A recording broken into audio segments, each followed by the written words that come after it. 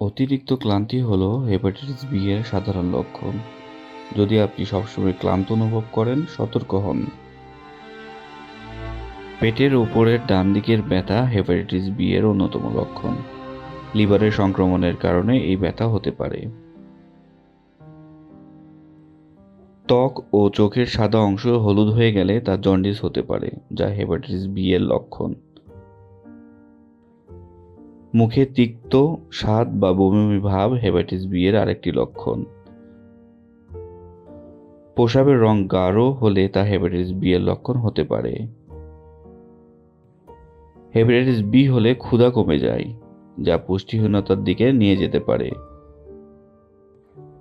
পেট ফাঁপা ও অস্বস্তি হলো হেপাটাইটিস বি এর আরেকটি সাধারণ লক্ষণ।